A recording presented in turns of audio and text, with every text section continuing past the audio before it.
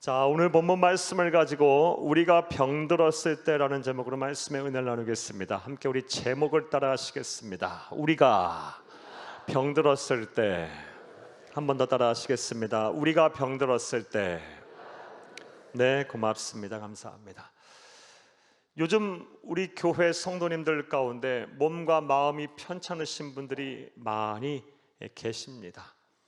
따라서 오늘은 요한복음 강해가 아니라 우리 그리스도인들이 병들었을 때, 혹은 우리 주변에 병드신 분들이 계실 때, 우리 그리스도인들이 세상을 살면서 어떻게 처신을 해야 하는지, 그 말씀을 오늘 본문에서 답을 찾으며 은혜를 나누겠습니다. 그 은혜 시간이 되기를 간절히 주의 이름으로 축복합니다. 자, 사랑하는 여러분, 우리가 병들었을 때, 혹은 우리 사랑하는 사람들, 우리 주변에 또 병든 사람들이 있을 때 우리 그리스도인들은 어떻게 처신을 해야 할까요? 이 질문에 대한 답을 오늘 본문에서 찾기에 앞서서 먼저 질병에 대한 우리 그리스도인의 바른 신앙관부터 말씀을 드리겠습니다.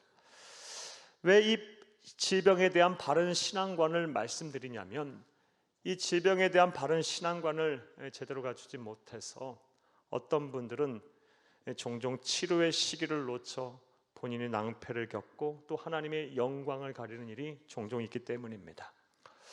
혹은 어떤 분들은 하나님의 은혜와 섭리로 병에서 나았음에도 불구하고 감사치 못하고 신앙을 저버리고 또 나아가 하나님을 떠나는 경우도 종종 있기 때문입니다. 그런 의미에서 질병에 대해서 우리가 바른 신앙관을 갖는 것이 우리에게 매우 중요합니다. 자, 그렇다면 우리는 질병에 대해 어떤 신앙관을 가져야 할까요? 먼저 우리가 병들었을 때 의학적인 치료와 과학의 도움을 받아야 한다라는 것입니다. 어떤 성도님들은 병에 걸렸을 때 무슨 의학적 치료를 받고 과학의 도움을 받아 기도하면 되지, 믿음만 가지면 되지 라고 생각하시는 분들이 계십니다. 물론 아주 틀린 얘기는 아닙니다. 하지만 언뜻 보면 이런 분들 믿음 있어 보이는 것 같지만 실제로는 한쪽으로 너무 치우친 균형을 잃은 믿음을 가지신 분들입니다. 사랑하는 여러분, 우리 그리스도인들은 병이 들게 되면 의학적인 치료도 받고 또 과학의 도움을 받아야 하는 것입니다. 왜냐하면 의학과 과학도 하나님이 우리에게 주신 사랑과 은총의 산물이기 때문입니다. 사랑하는 여러분, 하나님의 섭리는 인간의 역사와 시간 속에서 함께 하셨습니다. 쉽게 말해 하나님의 섭리가 미치지 않은 곳이 없습니다. 과학도 의학도 하나님께서 우리에게 주시는 선물이에요. 따라서 우리 그리스도인들이 너무 과학과 의학의 대립각을 세울 이유가 전혀 없어요. 병이 되게 되면 의학적인 치료도 받고 과학의 도움도 받아야 하는 것입니다. 바로 알고 바로 믿고 바로 전하는 여러분이 다 되시기를 간절히 주의 이름으로 축복합니다. 또 다른 질병에 대한 우리의 바른 신앙과는 모든 치료의 주권은 하나님의 손에 있다라는 것입니다. 사랑하는 여러분, 아무리 우리가 탁월한 의료 기술을 가진 의사에게 치료를 받고 또 대단한 신약을 먹는다 할지라도 하나님께서 고치지 않으면 병에서 안 낫습니다. 하나님께서 생명을 연장시키지 않으면 단 1초라도 우리는 더 살 수 없어요. 왜냐하면 하나님이 우리의 모든 생과 사의 주관자가 되시기 때문에 그래요. 주인이시기 때문에 그래요. 그 누가 우리의 생명을 연장하겠습니까? 누가 우리를 고치겠어요? 사랑하는 여러분, 모든 치료의 주관자는 하나님이세요. 이것을 온전히 믿는 저와 여러분 되기를 간절히 주의 이름으로 축복합니다. 그래서 우리가 병들게 되면 우리가 의학적 치료도 받고 과학의 도움도 받아야 하지만 무엇보다 하나님의 자비하심에 기대해야 돼요. 하나님이 나를 긍휼히 여겨달라고, 나를 좀 불쌍히 여겨달라고, 나를 좀 고쳐달라고 간절히 하나님 앞에 매달려야 합니다. 하나님께서 우리의 모든 치료의 주관자가 되신다는 사실을 온전히 믿는 저와 여러분 되기를 간곡히 주의 이름으로 부탁합니다. 자, 저는 지금까지 질병에 대한 바른 신앙관 두 가지를 간단히 말씀드렸습니다. 이것을 한 문장으로 한번 정리해 보겠어요. 한번 따라합니다. 생명의 주인이신 하나님께서 병을 치료하실 것을 믿고 병에서 낫기 위해 내가 할 수 있는 건전한 노력을 다 해야 한다.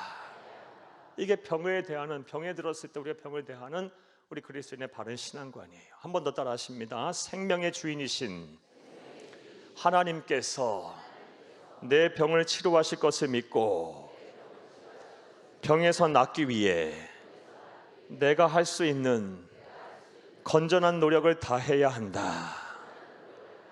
사랑하는 여러분, 꼭 기억하시기를 바라요.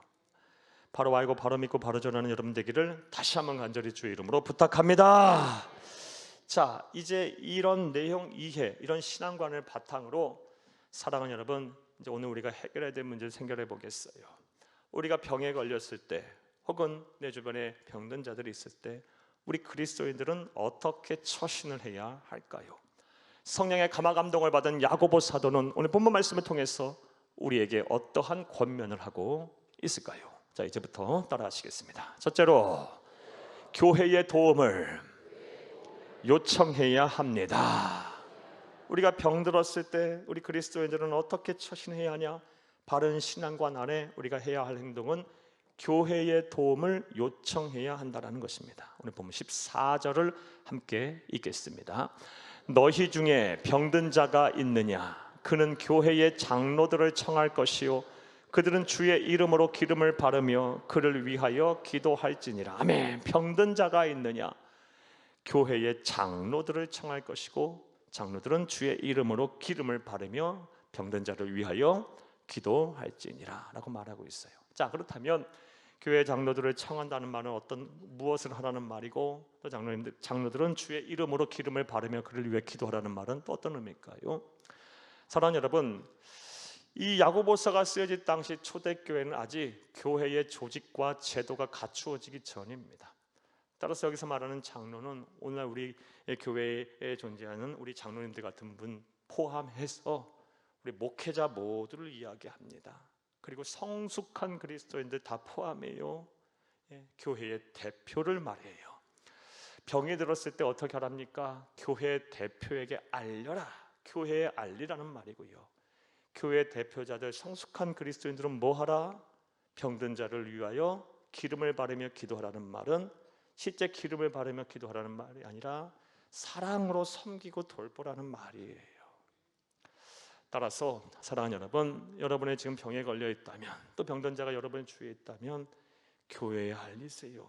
혼자서 고생하지 말고, 혼자서 마음 아파하지 말고, 혼자서 어려운 시간을 보내지 말고 교회에 알려서 함께 교회가 기도하고 함께 위로하고 함께 어려운 시간들을 잘 이겨내는 그런 여러분 가운데 실천이 있기를 간절히 주의 이름으로 축복합니다. 축복합니다. 자, 그런데 종종 성도님들 가운데 병에 걸렸을 때 혹은 병든 자가 주변에 있을 때 교회에 알리는 것을 주저하시는 분들이 종종 있습니다. 물론 다 이해합니다. 그런 마음도 공감해요. 왜냐하면 자신의 아픈 모습, 연약한 모습, 때로는 추한 모습을 보이고 싶지 않기 때문에 그럴 거예요. 얼마나 힘들고 얼마나 어려우면 그렇게 생각하시겠어요. 사랑하는 여러분, 하지만 분명한 사실은 성경은 우리에게 분명한 말을 하고 있어요. 교회에 알려서 혼자서 괴로워하지 말고 함께 그 병을 이겨내라고 우리에게 권면해주고 있고요.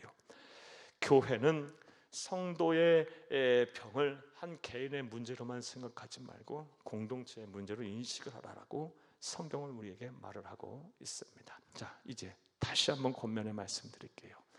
여러분이 혹시 병으로 고생하고 계십니까?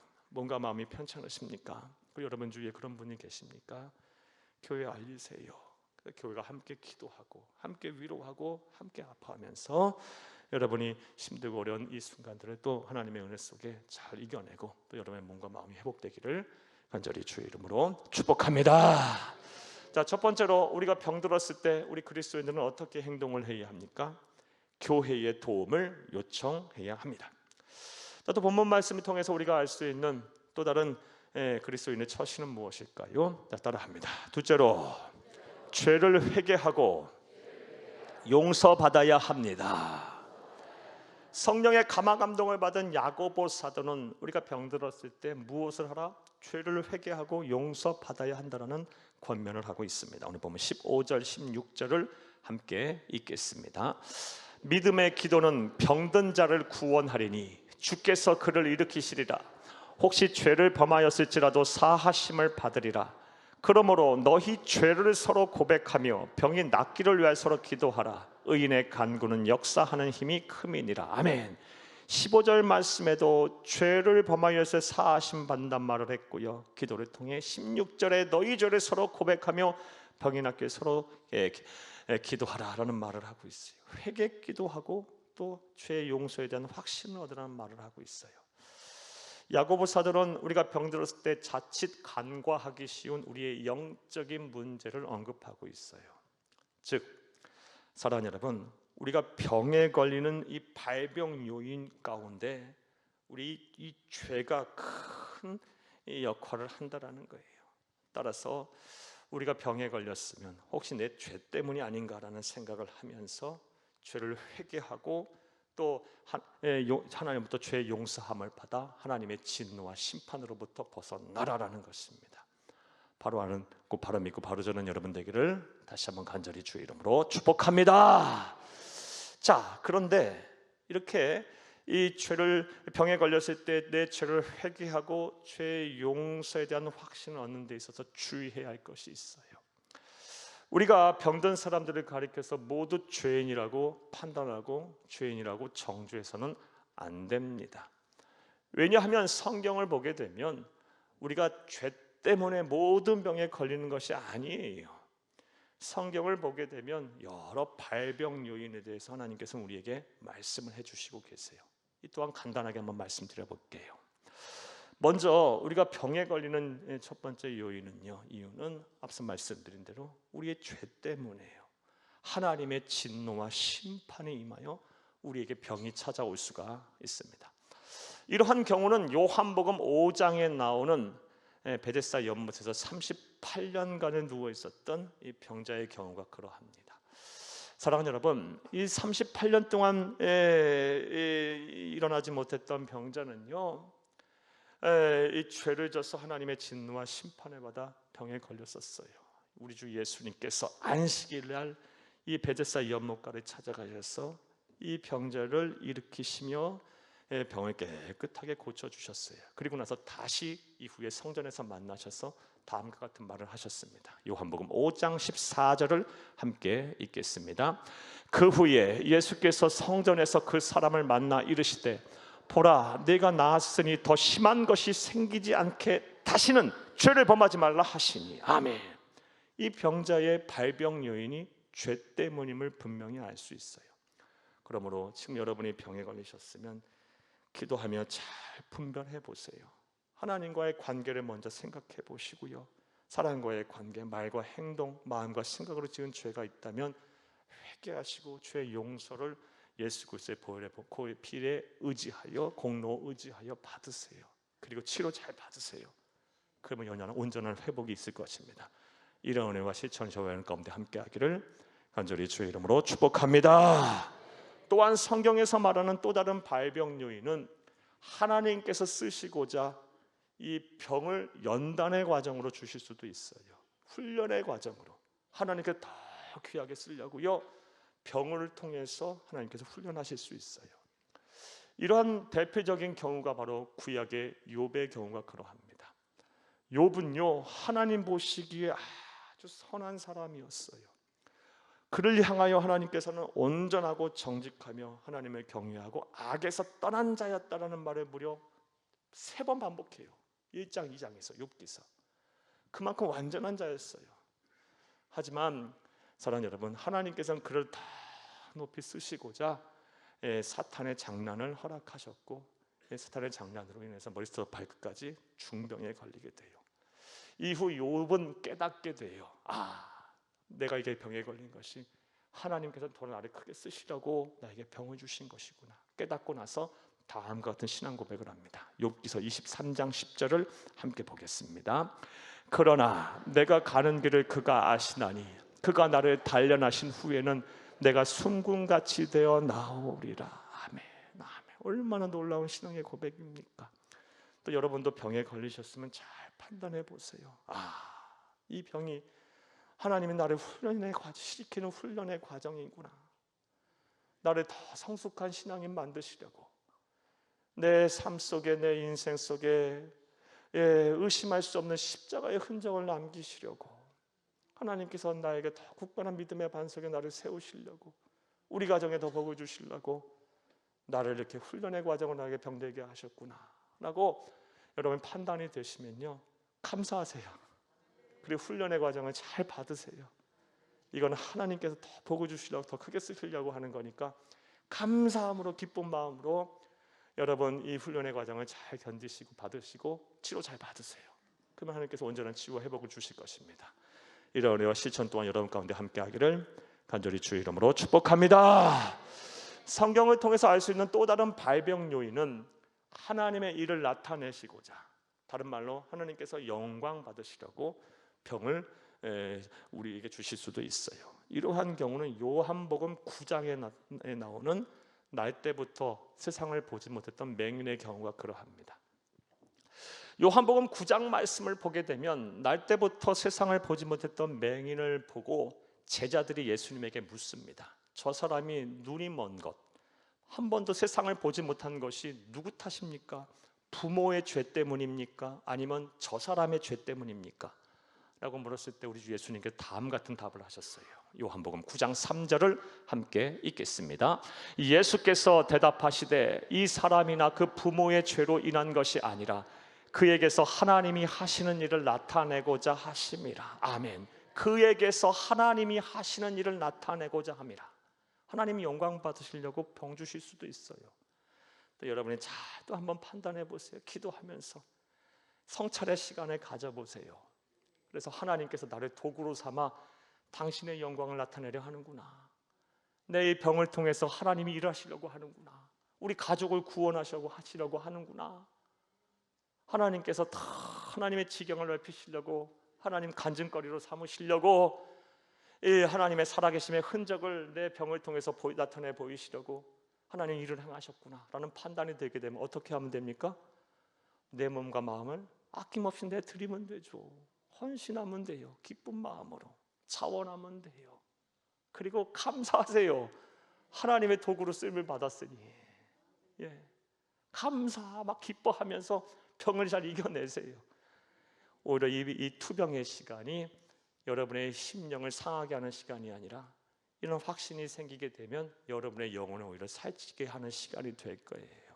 그리고 치료 잘 받으세요. 그럼 온전한 회복이 있을 것입니다. 할렐루야.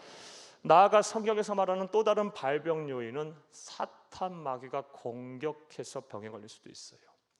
이러한 경우는 누가복음 8장 말씀에 나오는 거라사 지방에 귀신 들려서 무덤 사이를 배회하던 한 미친 남자가 그런 경우예요. 누가복음 8장 27절을 함께 보겠습니다. 예수께서 육지에 내리심에 그 도시 사람으로서 귀신 들린 자 하나가 예수를 만나니 그 사람은 오래 옷을 입지 아니하며 집에 거하지도 아니하고 무덤 사이에 거하는 자라. 아멘. 사탄 마귀의 공격을 받아서 완전 폐인이 돼버렸어요.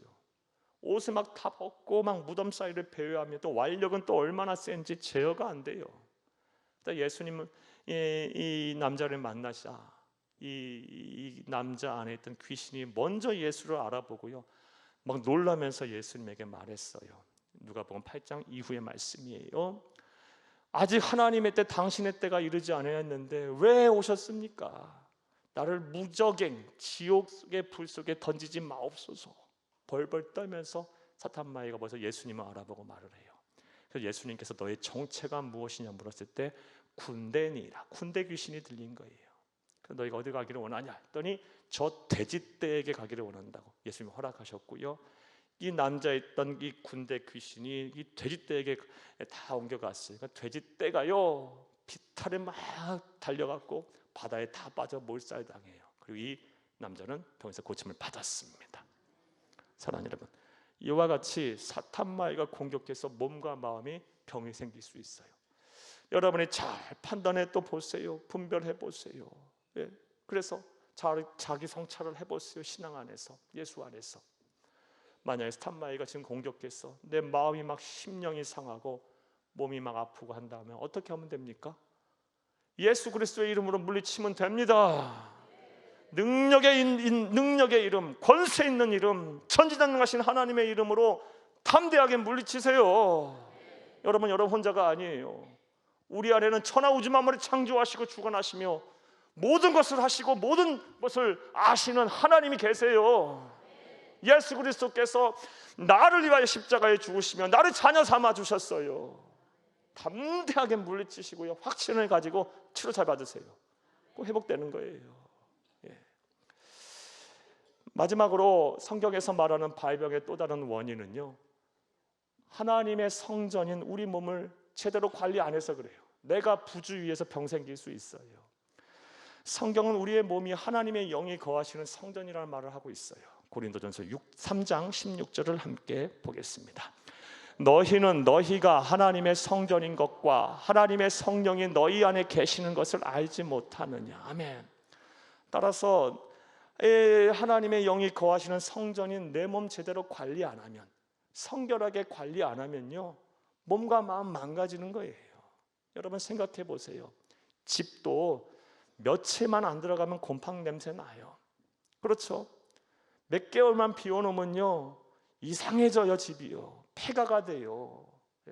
금방 그렇게 돼요. 사람이 안 살면요. 마찬가지예요. 우리의 심령에 하나님의 영이 거하지 않고, 무엇보다 사랑하는 여러분, 이 몸과 마음 잘 관리하지 않으면, 부주의하면, 절제하지 않으면 몸과 마음 병들게 돼 있어요. 여러분 또 판단해 보는 거예요. 하나님 앞에서, 말씀 앞에서 기도하면서 내 자아를 잘 성찰해 보는 거예요. 내가 부주의했구나. 그럼 관리하면 되는 거예요. 잘 관리하면 되는 거예요. 내 몸 잘 관리 못한 거 하나님 앞에 회개하고 하나님 영 거하셔야 되는데, 성결하지 못한 부분이 있다면 빨리 회개하고 다시는 그런 죄 짓지 말고, 버려야 될 잘못된 습관들이 있으면 빨리 고치고, 막 폭식을 했거나 막 무절제한 삶을 살았으면 다시 균형 잡힌 질서 있는 삶을 사시고요. 그리고 건강 관리 잘 하시면요, 그럼 몸이 회복되는 거예요. 사랑하는 여러분, 저는 지금까지 성경에서 말하는 발병 요인들에 대해서 말씀을 드렸어요. 여러분의 병이 들었을 때 잘 분별해내세요. 반드시 하나님께서 여러분과 함께 하실 것입니다. 할렐루야. 자, 그런데 오늘 본문 말씀을 보게 되면 이런 여러 발병 요인 가운데 성령의 감화 감동을 받아 야고보서를 기록한 야고보 사도는 딱 한 가지를 제시하고 있어요. 죄를 회개하고 용서받아라. 사랑하는 여러분, 그렇다면 그 이유가 무엇일까요? 그건 여러 가지 수가 있겠지만 가장 근본적인 이유는 다음 같은 이유 때문에 그래요. 사랑하는 여러분, 우리는 지금 마지막 때 말세를 살고 있어요. 예수님이 초림하신 이후부터 재림식까지가 말세예요. 근데 이 마지막 때에 어떤 일들이 일어나게 되냐? 세상이 악해져요. 죄가 일반화돼요. 만연해요. 폐역하고 음란하고 수많은 사람들이 하나님 앞에 죄를 짓고 사람과 사람 사이에 죄를 지어요. 죄가 일반화된 세상 속에 살고 있어요. 즉 뭘 얘기하는 겁니까? 마지막 때에 사람들이 병이 드는 가장 많은 이유 중에 하나가 뭐다? 죄 때문이라는 거예요. 여러 발병 요인이 있지만, 그래서 병 들었을 때 혹은 주변에 병든 사람이 있을 때 뭐부터 점검해라? 하나님과 너희 사이에 막힌 담이 있냐? 죄 때문이냐? 또 너희가 너희 사람과 사람 사이에 죄를 지었느냐?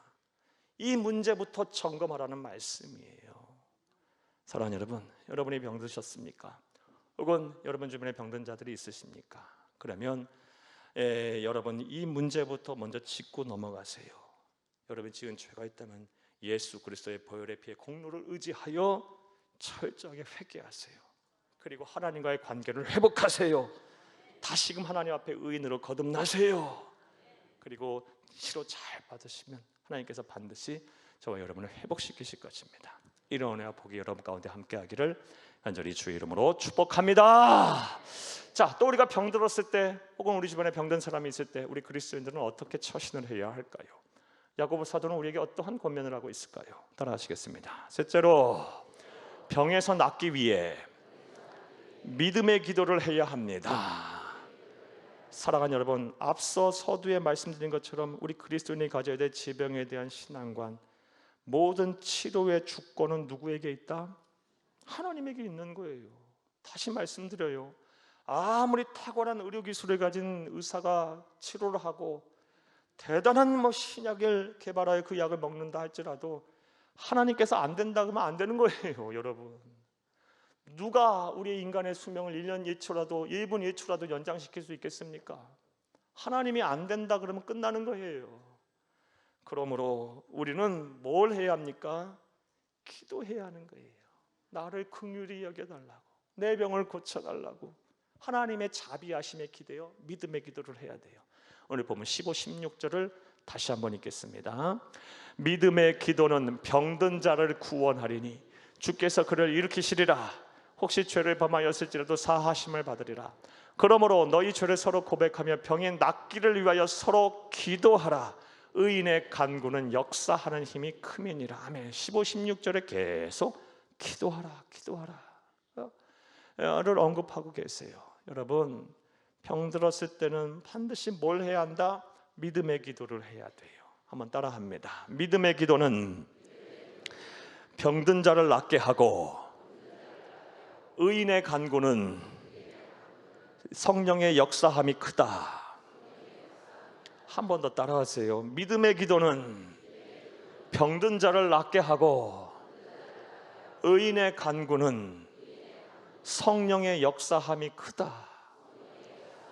꼭 기억하셔야 돼요. 15, 16절 유력한 말씀이에요.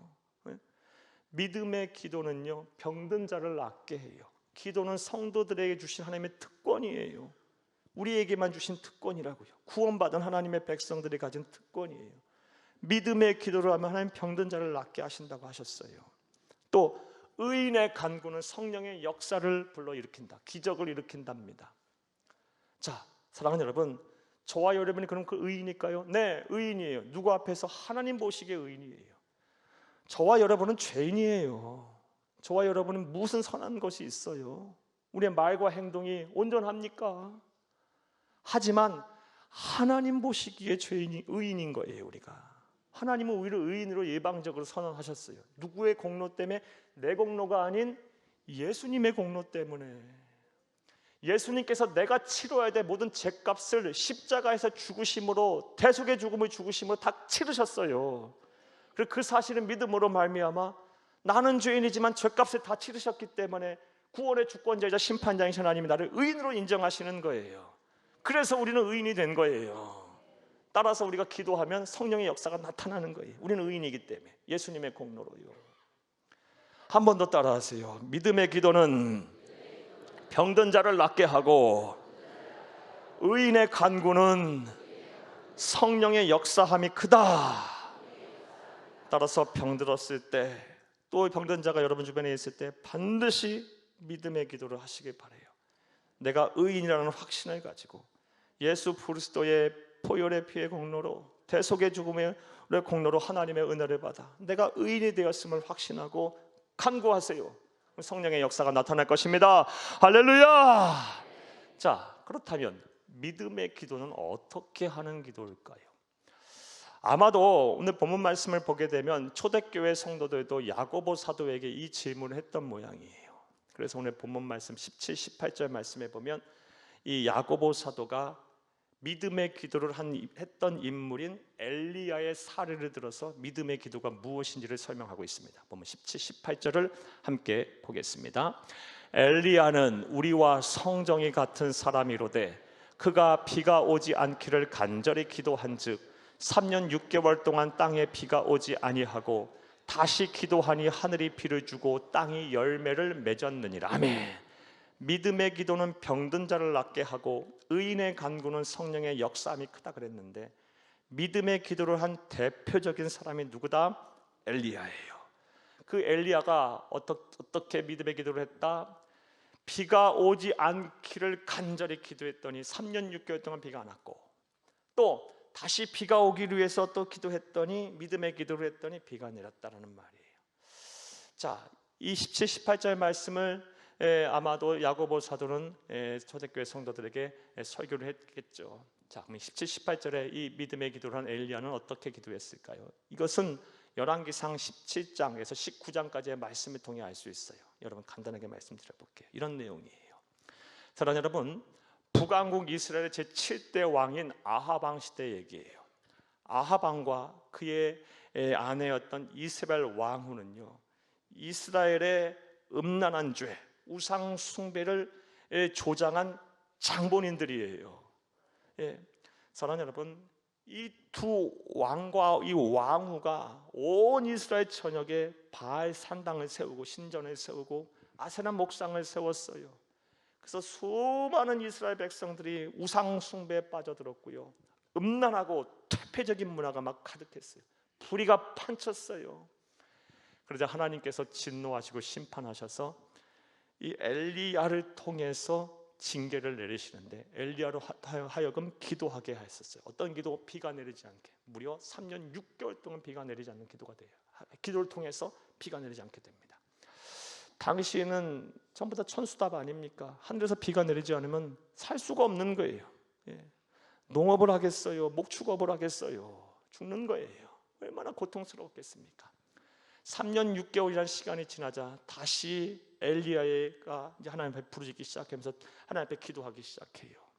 자, 엘리야가 어떻게 믿음의 기도를 해서 성령의 역사를 일으켰는지 한번 보겠어요. 열왕기상 18장 42, 43절을 함께 읽겠습니다.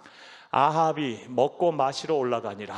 엘리야가 갈멜산 꼭대기로 올라가서 땅에 꿇어 엎드려 그의 얼굴을 무릎 사이에 넣고 그의 사환에게 이르되 올라가 바다 쪽을 바라보라. 그가 올라가 바라보고 말하되 아무것도 없나이다. 이르되 7번까지 다시 가라. 아멘. 42, 43절 믿음의 기도를 한 엘리야의 모습이에요. 42절 말씀에 보면 비를 내리게 다시 내리게 해달라고 어떻게 기도합니까? 땅에 꿇어 엎드려 그의 얼굴을 무릎 사이에 넣고, 뭐란 거예요? 땅에 꿇어 엎드렸다. 완전히 하나님 앞에 순복한 거예요. 하나님이 나를 도와주시지 아니하면 나는 방법이 없어요. 나는 살 길이 없어요. 나를 외면하시면 우리는 끝나요. 오직 하나님만이 나를 도와주실 구원자이십니다라고 온전히 하나님 앞에 매달린 절실한 기도였던 거예요. 이게 믿음의 기도예요. 그런데 오늘날 많은 성도님들이 기도는 하는데 이 간절함이 없어요. 사랑하는 여러분, 병들었을 때 기도하지 않는 성도가 어디 있습니까? 다 기도하죠. 그런데 대부분은요, 많은 옵션들을 가지고 기도해요. 내 기도 들어주시면 감사하고 설령 안 들어주시면 어쩔 수 없고 반신반의하며 기도해요. 이렇게 기도하면 과연 내 병 고쳐주실까? 그리고 너무 많은 옵션들을 갖고 있어요. 이런 기도는 믿음의 기도가 아닙니다. 하나님이 나를 버리시면 내가 어디로 가오리까? 그냥 꿇어 엎드려서 하나님 앞에 모든 것을 맡기는 거예요. 나를 도와주셔야 합니다. 예수만이 나의 소망, 예수만이 나의 구원, 예수만이 나의 병을 고치실 자입니다. 하나님 나를 외면하시면 내가 어디로 갑니까? 하면서 통곡하면서 완전히 하나님 앞에 순복하는 기도, 이게 믿음의 기도예요. 또 43절 말씀에 보면 그렇게 기도하면서 무려 7번을 확인합니다. 한번 막 죽기 살기로 사생결단하며 모든 것을 포기 하나님 앞에 기도한 이후에 사활을 통해 어찌 비가 올 조짐이 보이냐? 사원에 나가보니 아무것도 안 보여요. 구름 한 점 없어요. 없습니다. 그렇게 반복해서 7번 했더니 7번째에 하늘에 조망만한 구름이 떠 있는 거예요. 비가 올 조짐이 보이는 거예요. 됐다. 자, 믿음의 기도는 어떤 기도입니까? 비가 올 때까지 한 기도. 다시 말해 병에서 날 때까지 하는 기도가 바로 믿음의 기도인 거예요. 오늘날 다시 말씀드리지만 병들었을 때 기도하지 않는 성도가 어디 있습니까? 다 기도합니다. 그런데 목사로 살면서 제일 안타까운 거는요, 기도하다가 얼마 기도하다가 말아요. 체념해버려요. 어쩔 수 없나 보다. 나는 어쩔 수 없나 보다. 처음에는요, 하나님이야 좀 도와주세요. 내 병을 좀 낫게 해주세요. 그러다가 이 절실함의 강도가 점점 사그라들어 버려요. 어느 순간부터는요, 기도하지 않아요. 기도하지 않는 정도가 아니고요, 이제는 불신을 해요. 오히려 막 영적 침체에 빠지는 정도가 얼마나 많은지 몰라요. 믿음의 기도가 아니에요. 믿음의 기도는 병에서 날 때까지 하는 기도예요. 사랑하는 여러분, 왜 우리 가운데 성령의 역사가 안 나타나느냐? 하나님은 포기하지 않는데 내가 포기해서 그래요. 여러분, 믿음의 기도가 아니기 때문에 그래요. 하나님의 마음에 들게 기도를 해야지 병에서 낫죠. 성령의 역사가 나타나죠. 사랑하는 여러분, 다시 한번 부탁드려요. 믿음의 기도를 하시기를 바라요. 여러분의 병 들었습니까? 혹은 병든 자가 여러분 주변에 있으십니까? 하나님만이 나의 병을 고치실 분이십니다. 나는 하나님 외면하시면 나는 갈 데가 없습니다. 나는 절실한 마음으로 병에서 날 때까지 기도하시기를 간절히 주의 이름으로 부탁합니다. 한 번 더 따라합니다. 믿음의 기도는 병든 자를 낫게 하고 의인의 간구는 성령의 역사함이 크다. 꼭 기억하세요. 꼭 기억하세요. 자, 이제 말씀 맺겠습니다. 우리가 세상을 살다 보면 병에 듭니다. 아무리 조심하고 살고 아무리 관리 잘하고 살고 아무리 죄 안 짓고 살아도요, 세상 살다 보면 나이가 들고 연세가 들면요, 병들게 돼 있어요. 어떤 신학자는 이러한 우리의 운명이라고 할까요? 우리가 가야 할 길이라고 할까요?를 가리켜서 피조물다움이라고 설명했어요. 하나님이 창조하신 피조물, 그리고 우리 인류 역사 속에 죄가 들어옴으로 우리가 유한한 존재가 된 순간부터는요, 어쩔 수 없는 거예요. 병들게 돼 있어요. 자, 그런데 이 병이 들었을 때 우리가 이 병으로 고생하고 또 깊은 영적 침체에 빠져서 막 우리의 신앙이 흔들리는 것, 이거 하나님이 절대 바라시는 바가 아니에요. 오히려 우리의 병 들었을 때 우리는 우리 병에서 나아야 하고요, 이 병을 통해서 하나님의 더 큰 은혜와 진리와 또 섭리를 볼 수 있어야 돼요. 이전보다 더 큰 영광을 볼 수 있어야 합니다. 그러기 위해서는 먼저 질병에 대한 바른 신앙관이 딱 내 속에 자리 잡아야 돼요.